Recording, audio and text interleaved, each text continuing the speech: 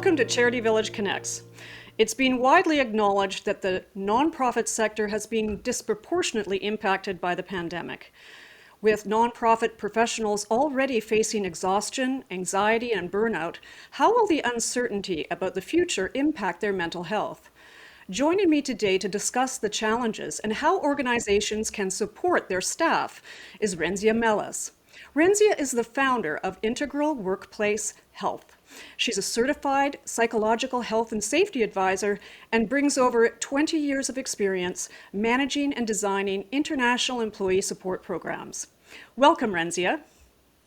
Hi, thank you very much for the introduction, Mary. Good to be here. Well, Rensia, let's just dive right in. You've been working with nonprofit employers and professionals struggling with the pandemic-driven mental health impacts in the workplace by reframing COVID-19 as a traumatic event. Can you describe what you mean by that? Okay, well, that's a good question. And I have to say, Mary, I'm not the one that came up with this idea. This was something that is already being discussed in the literature and with research. And so when we experience a traumatic event is generally characterized by being highly disruptive, often being unexpected, and it challenges all of our beliefs about who we are, about other people, about how the world works. And those are the kind of the components that create a traumatic event rather than, for instance, a normal life change where, you have a loss or you move somewhere else. A traumatic event is often something that's experienced as outside of our control and something that, really kind of pulls the rug out from under you from how you think the world works. Yeah, this certainly has been, a really extraordinary event that's been certainly felt globally. In terms of a traumatic event, you've talked about the 5 different phases people go through in dealing with it. Can you take us through those phases as they relate to the pandemic? Yeah, absolutely. And, they're very recognizable in the reactions that we saw with people. So the first part is, with the anticipation. We've heard some things, maybe there's some rumbling, there's some rumors, and then suddenly it hits, right? We are now, the World Health Organization calls it a pandemic. Everybody kicks in with their public health measures. Whether they absolutely knew what to do or not was a different piece, but it's there. And now we need to deal with it, and it's a direct threat to us. So the first phase that people go through is what they would call the heroic phase. This is where people are very optimistic, and you saw that people were optimistic about the outcome. We're going to get through this, so we're locked in and we're going to display our talent. Suddenly we have the opportunity to sing Bohemian Rhapsody with our daughter and to put that online, or we're going to start baking and get creative, and there's tons of funny memes all over Facebook. And so that's kind of like the starting point where people are very optimistic about how they're going to deal with this, and it's kind of like weird. They don't have to do all this travel and all this other stuff. And so that's the first phase. And then people kind of go to the next phase, which is the community connection piece. And we saw this also where suddenly, we're reaching out to people. We're wondering, I wonder how so-and-so is doing.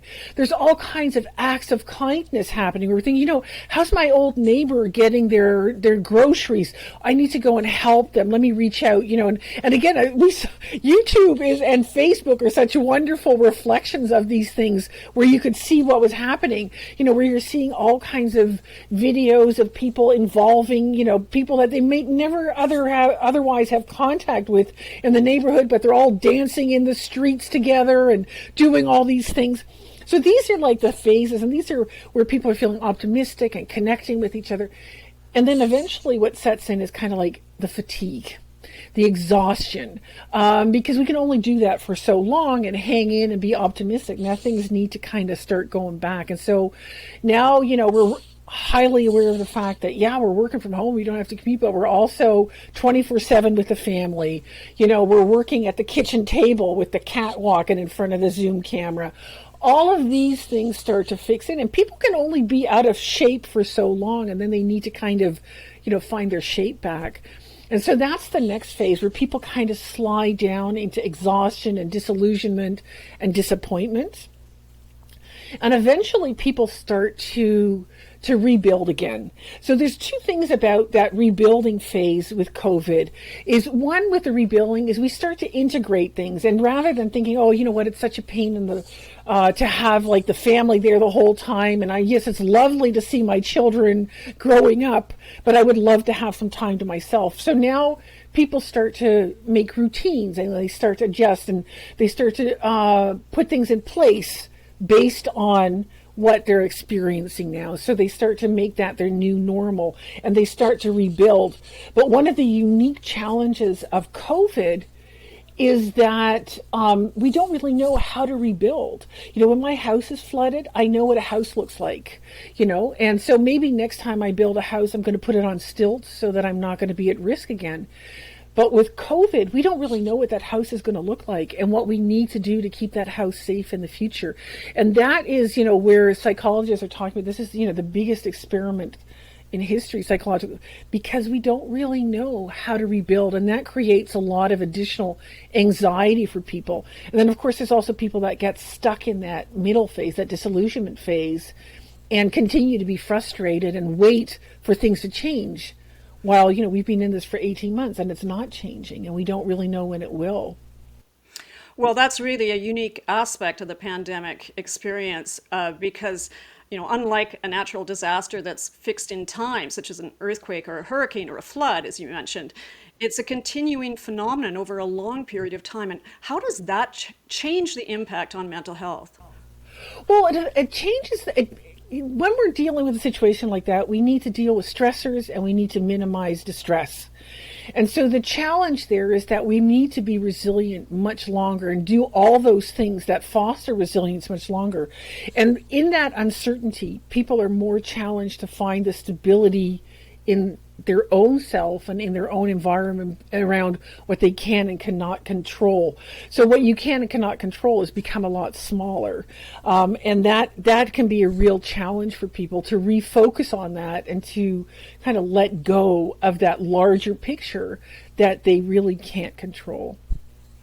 Right. Are there any mental health impacts on individuals or organizations that are unique to the nonprofit sector? For example, I've heard about vicarious trauma, for example. What are your observations about that? Absolutely. Vicarious trauma is, I'll talk a little bit about that as well, but I think, you know, like the whole nonprofit sector is quite unique compared to, for instance, the impact on the corporate sector. First of all, they started at a disadvantage because of the way that the funding works and the budgeting works.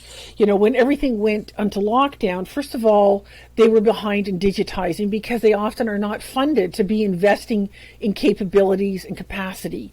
So they started at a disadvantage in terms of going to the digitized piece and shifting that. The other piece is, of course, that they were somewhat of at a disadvantage because, again, the way the funding works and the way that they get their money, they're often not given budgets to actually invest in their own people. You know, the whole idea is that whatever they get goes to the recipients of the kind of services that they offer. And so that put them at a disadvantage going into the pandemic and being able to quickly put mental health supports in place, to shift gears, to digitize, and to be on top of that piece also to make it easier for people to continue to do the work that they were doing. There were furloughs. You know, there was also in the corporate and the commercial world, there were furloughs and people laid off. But I do think that one of the impacts is, and why people in the nonprofit sector are likely more impacted, and there's no real research that separates these two groups, but what you know is that people that are in the nonprofit sector, they are in that work for a different reason. So if I'm working for a company, a commercial company, you know, I might think that company is a good place to work and I like the people and I like the product they're making. People that are in nonprofit, they work at a high level of self-sacrifice and commitment to an overarching cause. And that means that when they're frustrated in being able to do that work, it hits them harder because they're very committed. Many of the people, certainly the ones that are in the nonprofit sector, in the human servicing pieces of that sector that are often working with disadvantaged and marginalized groups. So the personal impact in terms of me being able to do what I believe in, what is important, is stronger. Plus, of course, you're working with groups that may be at a higher risk. So this is where you're also seeing that vicarious trauma, because maybe I'm not struggling with it, but I'm seeing my clients affected and struggling, kind of going against the grain of what I'm hoping to give and to do for these people. So that puts them at a higher risk of burnout and a much higher need to do self-care and resilience work for themselves. They are doing emotional labor. When you talk about vicarious trauma, that's part of emotional labor, where even, the emotional labor, just to get another examples to let you know what that is, if I'm a greeter at the Walmart, I need to be smiling even though my feet are killing me and I have a headache.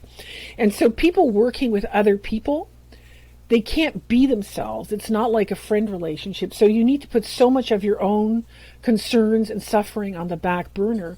And of course, because they are like essential workers working with people, they are at a higher risk, and that plays through as well. They may be working with a group that's at higher risk, and hence for themselves at a higher risk, and taking that back home with them, right? So I think in that sense, people certainly in the service sector, the human service sector of the nonprofit, were very hard hit and had a much higher risk of mental health impact, and as you mentioned, vicarious trauma, than people, for instance, in the corporate environment. So let's get practical then. Do you have any advice for those nonprofit professionals or even volunteers who might be suffering from the mental health impacts that we're seeing now? Yes. This is advice that applies to everyone, but doubly so for this group, because they need to acknowledge that this is normal. And that this doesn't mean the fact that they're impacted, that they may be really tired, that they may be struggling to do what they need to do to get the motivation to go out there, to have the energy and the commitment that they put on themselves and the standards that they're used to working at, that doesn't mean they're not dedicated. It doesn't mean that they're weak and that they don't care. And I think they really need to allow themselves and give themselves the permission to acknowledge that they are doing hard work and that this takes a toll on them. That's okay and that's normal. That's your starting point. And once you acknowledge that, you need to also acknowledge that you have even more onus to do self-care psychologically and physically. Take care of yourself, to stay within everything that you can and cannot control, to focus on the things that you can control. Make sure that you follow the public health measures, make sure that you're safe, that you put in the boundaries around these things to protect yourself, that you don't take risks because you're so dedicated to continue to do that, to take care of yourself, and to recognize that emotional labor that you're doing. And the other thing that I really want people to understand is that they need to think long term, because of course this is a very difficult and very high need situation for the people that we're working with. But at the same time, you need to think about tomorrow as well and the day after, and that you need to kind of spread out. You need to budget your energy so that you can be there in the long run as well, and that you don't burn it all up in this one situation. You need to think long term. I hope people can do something with that, Yeah, absolutely. And they shouldn't be alone either. What practical steps can leaders of nonprofit organizations take to support their people, whether they're large or small? Well, first of all, listen. They need to listen to people. They need to recognize this. They need to encourage people to do these self-care things and give them permission. Sometimes it's a matter of management giving permission. And, in our other conversations, we've talked about this, Mary, the pivotal role of management and leadership in walking the talk. So, yes, you can tell your frontline workers it's okay, to put in some boundaries, to take care of yourself, to take these breaks that you need and that you're actually entitled to actually do these things. But if you're not doing it yourself as management or leadership, it's very hard for people, because they will do what you say They will do what you do, not what you say.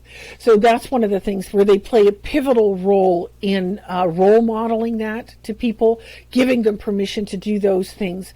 The other thing is investing, and there's a really interesting piece of research that came out of McMaster about the impact on nonprofits. And interestingly, one of the things that they were finding was that with the pandemic, there has been a change in some of the funding, in the sense that the restrictions that were put on people about, you can only do the money for this project, you can only spend it this way. All of these things have been kind of let loose a bit, which allows organizations to put some more funding into actual resilience building, investing in those capabilities and that capacity, and investing in their people, not just for today, but for tomorrow and the long run. So really investing in their organizational future and resilience going forward. So those are some of the things that they really need to be doing in terms of, on a small scale, modeling, walking their talk, encouraging people, but also finding ways to invest in some of those operating costs and investing in people with providing some mental health care, which, was something that I think was already needed, but that COVID has really brought the magnifying lens into, these are some of the things in the nonprofit sector that are important for your future.